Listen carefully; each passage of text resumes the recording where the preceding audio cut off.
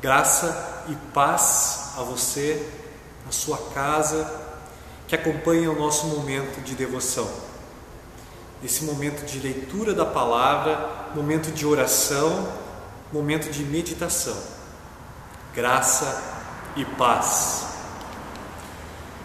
Lembramos que o nosso momento, esse nosso momento, é em nome do Pai, do Filho e do Espírito Santo. Amém.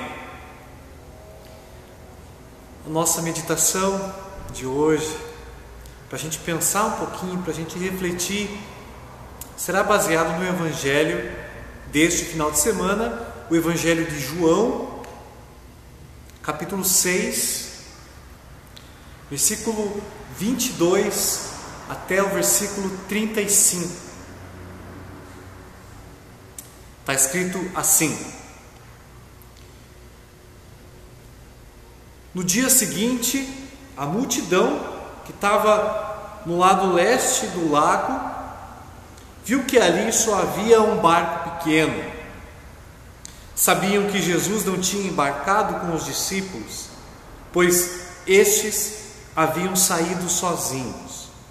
Enquanto isso, outros barcos chegaram na cidade de Tiberíades e encostaram perto do lugar onde a multidão tinha comido pão, depois que do Senhor Jesus ter dado graças.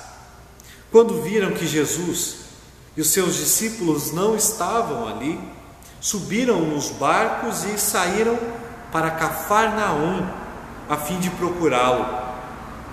A multidão encontrou Jesus no lado oeste do lago e perguntaram a ele: Mestre, quando foi que o Senhor chegou aqui?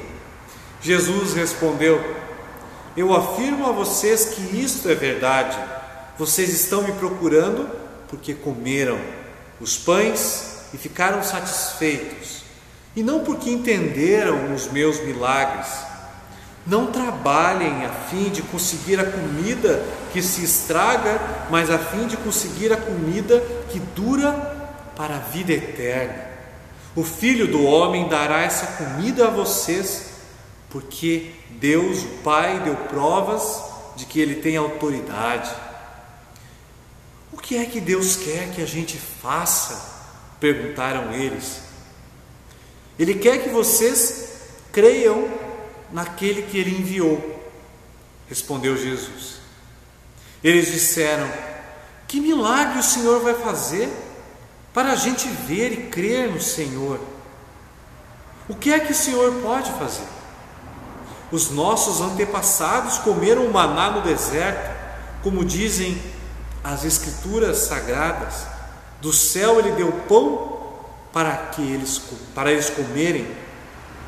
Jesus disse: eu afirmo a vocês que isto é verdade. Não foi Moisés quem deu a vocês o pão do céu, pois quem dá o verdadeiro pão do céu é o meu Pai. Porque o pão que Deus dá é aquele que desce do céu e dá vida ao mundo. Queremos que o Senhor nos dê sempre desse pão, pediram eles. Jesus respondeu: eu sou o pão da vida.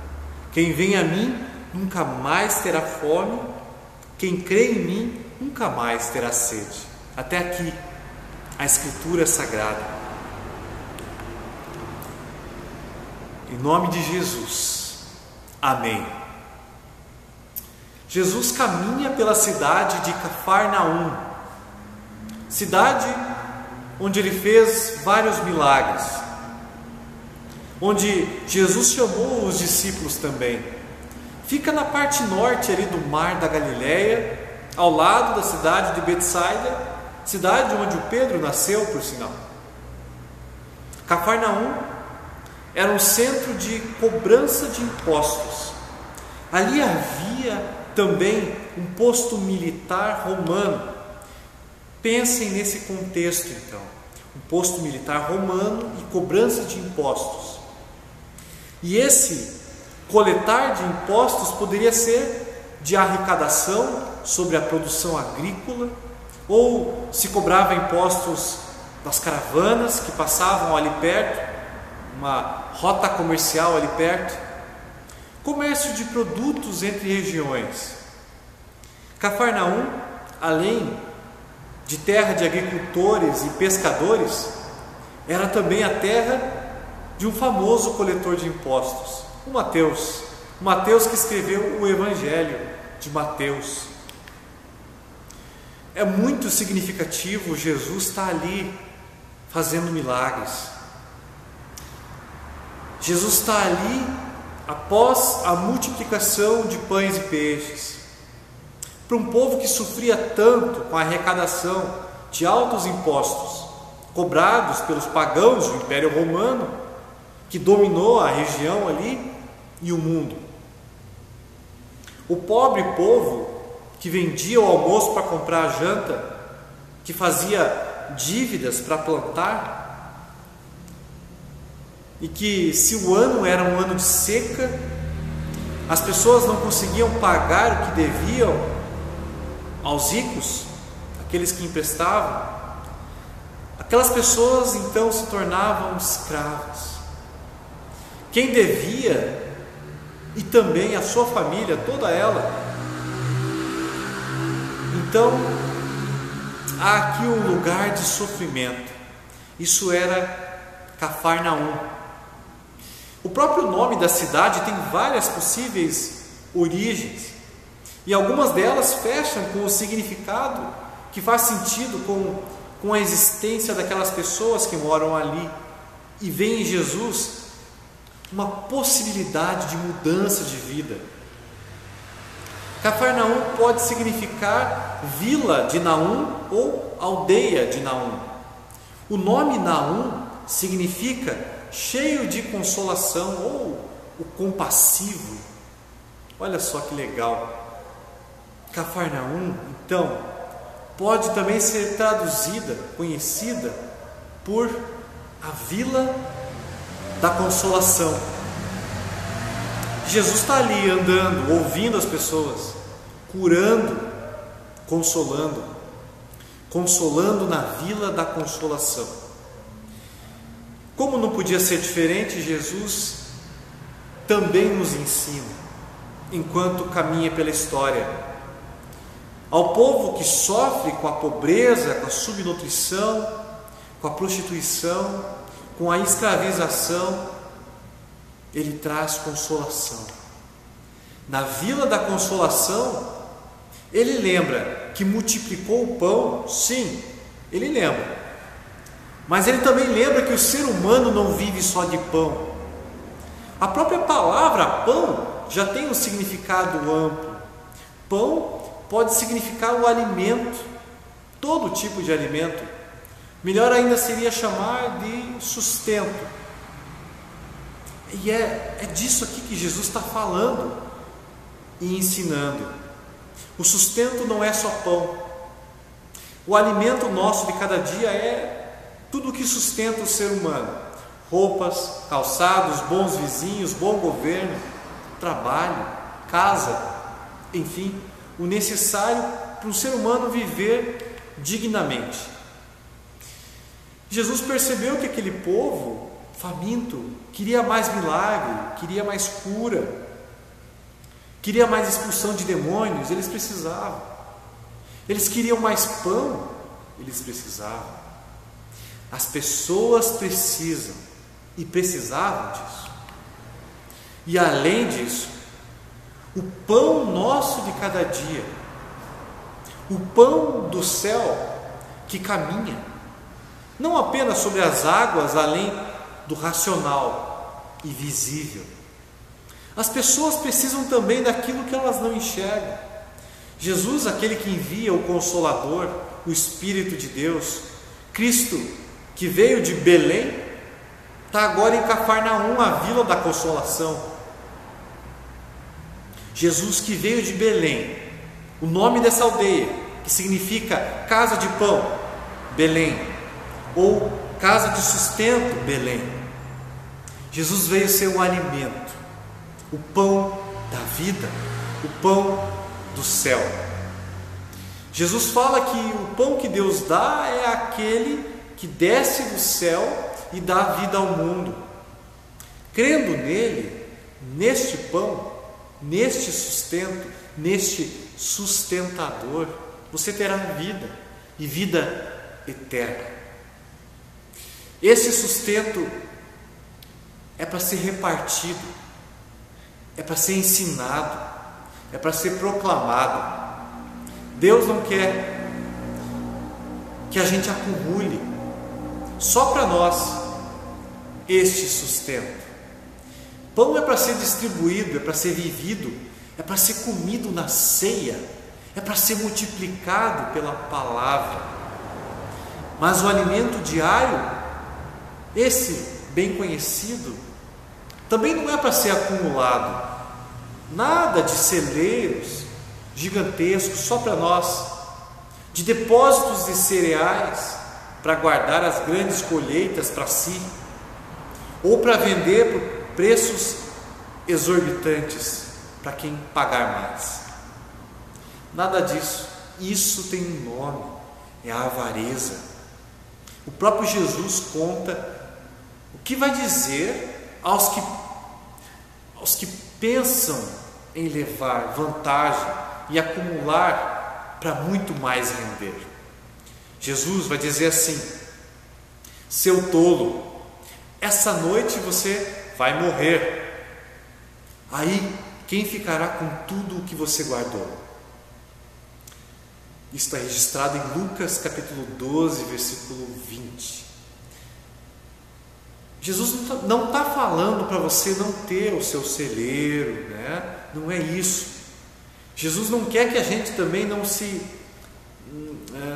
que a gente não deva se precaver em nossas finanças, em nossos bens. Também não é isso. Aqui Jesus fala contra a avareza. Olha o que ele diz: prestem atenção, tenham cuidado com todo tipo de avareza. E daí sim, ele conta a história do homem rico, das suas terras que deram uma grande colheita. O rico construiu depósitos de cereais ainda maiores para guardar todas as colheitas e tudo o que ele tinha. Vejam que ele não se preocupou em repartir com quem não tem. E não parece que ele tenha tido fé que as terras que ele chama de suas são na verdade de Deus. É Deus quem faz a terra, seus frutos produzir, como diz o nosso hino. É Deus que envia as chuvas e os montes faz florir, os campos exultantes de trigo se cobrir. É assim o nosso canto, o nosso hino luterano. O sustento de Deus é pão de cada dia. O sustento de Deus é Ele que dá. É maná no deserto. É pão do céu. É pão que vem de Deus, que não vem de nós. E Ele ensina isso para a gente. Moisés disse ao povo lá no Antigo Testamento: o maná é o alimento que o Senhor está mandando para vocês comerem.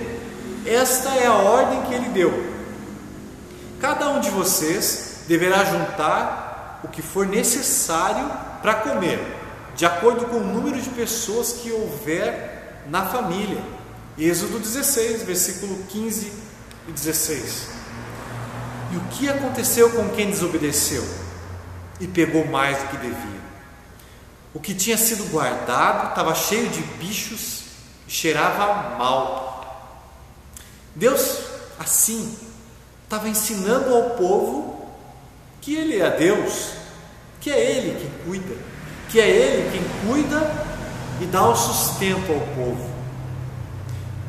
O povo agora que era liberto da escravização do Egito, eles tinham que, na verdade, agora aprender a eles cuidarem deles mesmos, cuidarem de si, percebendo e crendo que Deus é o Senhor. Deus educa o seu povo a serem dependentes dele e se preocuparem uns com os outros.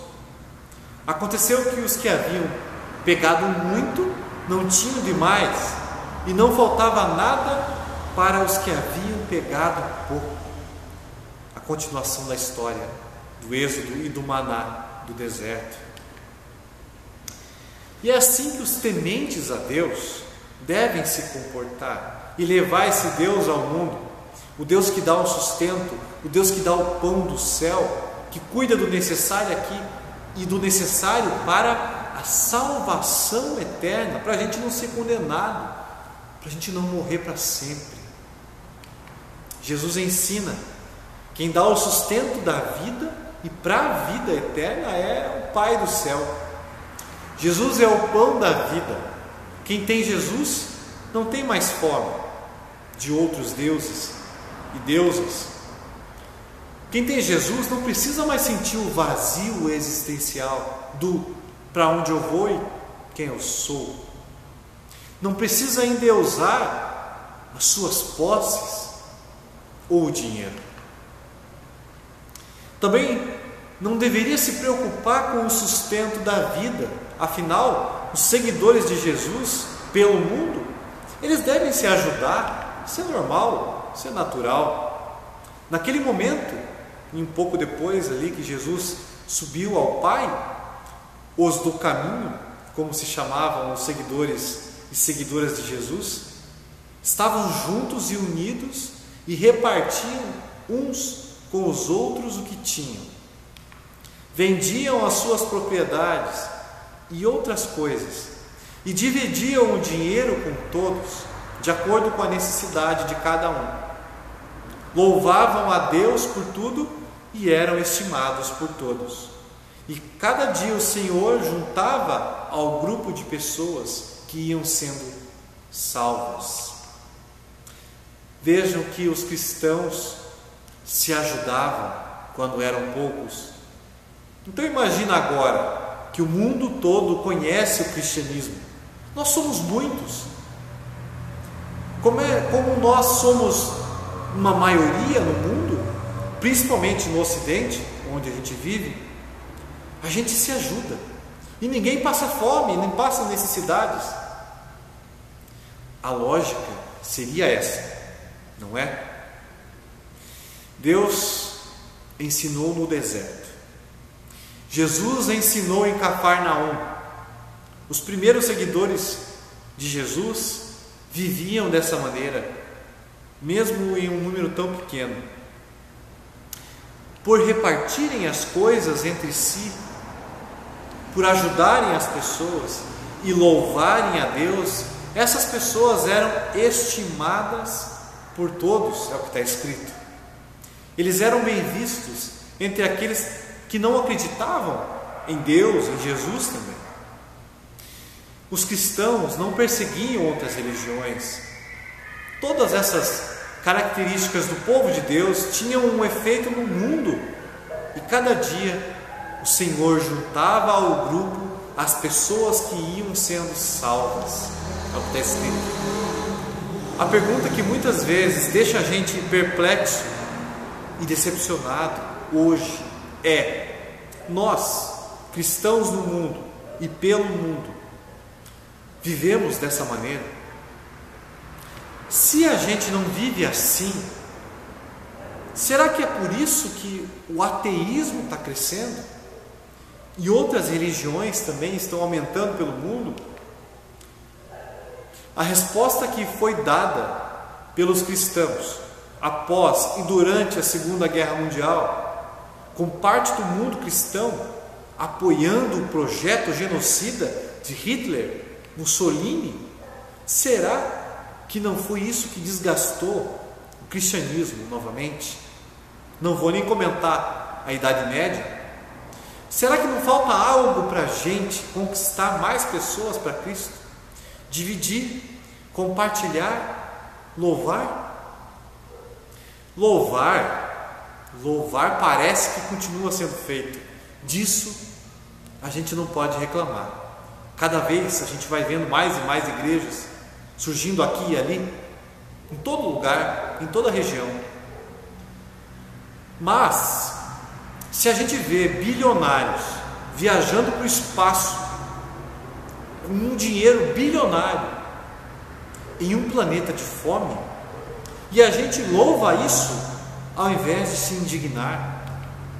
Se a gente vê templos ou espaços de outras religiões sendo queimados, depredados por cristãos ou pessoas não cristãs, e a gente não vê algo errado nisso, se a gente acha normal alguém morrer de fome em um planeta Terra tão rico, onde Deus dá o suficiente de sobra para ninguém passar fome, se a gente pensa que alguém morre de fome ou de frio por falta de empenho, porque aquela pessoa não se esforçou o suficiente, bom, penso que a cristandade está indo por um caminho que não é agradável ao Senhor. Parece que esquecemos o versículo que diz: pois é Ele, Deus, quem manda as nuvens e a chuva para fazer com que os campos produzam colheitas para todos. O profeta Zacarias, capítulo 10, o versículo 1. Esquecer disso, que é Deus que envia as chuvas, é esquecer também quem manda o Espírito que converte, que cria a fé e que converte o nosso coração. Irmãos e irmãs, podemos sair confiantes de que o Senhor é o pão da vida, é o pão do céu. Ele sabe dos nossos dias, sabe das nossas ações amorosas em favor das pessoas, o nosso amor cristão. E Ele nos capacita para isso também, preparou a gente para isso. Então vamos, todos, em todos os lugares, inspirando pessoas, transformando o mundo. Somos maioria, vamos fazer a diferença para o bem. Concluo essa reflexão com palavras de Rubem Alves. Quero ler para vocês desse livro, Pai Nosso, Meditações.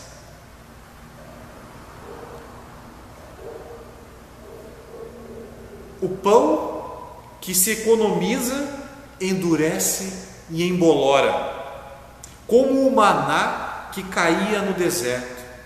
Também o corpo que se economiza endurece e embolora. Meu pão é para hoje, também a minha vida, porque o pão e a vida vêm de um futuro vazio e gracioso. Posso matar hoje a minha fome de vida e de alegria, até a última migalha, gota. Que o meu pão seja sempre o pão de cada dia. Deus te abençoe e te guarde, hoje e sempre. Amém. Queridos e queridas, antes da nossa oração, vamos agradecer os vacinados contra a Covid-19 dessa semana. O seu Antônio Joel de Almeida, Dona Magna Borges Spitzmacher, Ila Yost, Jussiele Fernandes. Essas pessoas tomaram a segunda dose de esperança, a segunda dose da vacina. E a Letícia Soares e eu, a gente tomou na última quinta-feira nossa primeira dose da vacina. Vamos aguardar, em outubro vamos tomar a nossa segunda dose. Vamos juntos orar, falar com o nosso Deus. Querido Pai, Senhor, que é amor, obrigado por nos inspirar, por nos fazer respirar, por nos dar o sustento, o pão de cada dia, para o nosso viver aqui na terra, o Teu Espírito, para a gente ter a vida eterna, e o pão do céu que nos salvou, que desceu e que está conosco até o fim dos dias. Cuide para que a gente não caia, cuide para que a Sua promessa de que ninguém poderá nos separar do amor de Deus continue sendo verdade. Que a tua palavra permaneça para sempre. Que o teu amor seja visto através das nossas ações. Que o Senhor sempre continue nos abençoando. Amém. Recebam a bênção do Senhor. O Senhor te abençoe e te guarde. O Senhor faça resplandecer o seu rosto sobre ti e tenha misericórdia de ti. O Senhor sobre ti levante o seu rosto e te dê a paz. Amém.